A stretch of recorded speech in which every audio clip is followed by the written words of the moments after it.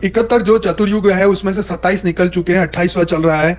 तो अभी आप मान लिए 71 माइनस 28 कर लीजिए, तो आपको मिल जाएगा 30 40 41, अभी 43, अरे करीबन 43 42 43 अभी बाकी है चतुर्युग। ठीक है, तब ये 7वां खत्म होगा और फिर 8वां शुरू होगा। तो आप समझो, कोई कहे जी अभी तो कितना बाकी है, तो बाकी तो इसलिए नहीं बोलते, अभी तो कलयुग में ही 4,28,000 साल बाकी है। तो भाई इधर तो करोड़ों साल की बात बाकी है, मतलब 120 करोड़ प्लस करोड़ वर्ष अभी बाकी है 7वां मनवंतर पूरा होने में, और उसके बाद भी और 7वें बाकी है।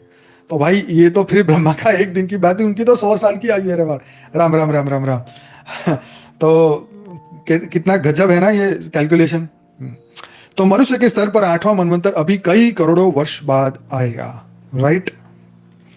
बापूजी के अनुसार मनवंतर का असली रहस्य क्या है? तो बापूजी कहते हैं कि मनवंतर केवल एक ब्रह्मांड का चक्र है। ब्रह्मांड एक नहीं, अनंत है।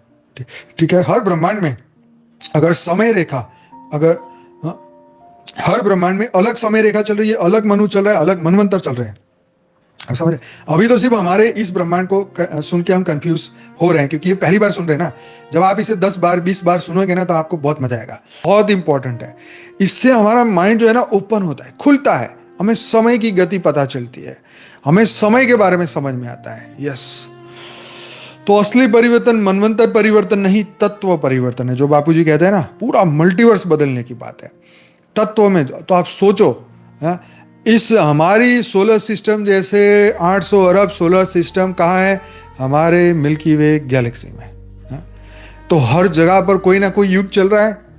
अब आप सोचो, एक मिल्की वे गैलेक्सी की अगर 800 अरब की बात हो रही है, तो 2 ट्रिलियन गैलेक्सी की कितनी हो गई? और ये तो हमारी तो छोटी गैलेक्सी है, बड़ी गैलेक्सियों में तो पता नहीं टनों टन गैलेक्सियां हैं। सॉरी, एक जो सबसे बड़ी गैलेक्सी, उसके अंदर कितने टनों ton solar system, trillion solar system है।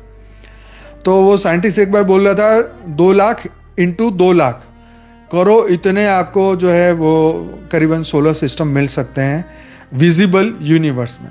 अच्छा, ये तो एक यूनिवर्स की बात हुई। तो अभी तो G1 से लेके G17 तक का तो मतलब इतिहास ही कोई नहीं कर सकता, समझ ही नहीं सकता।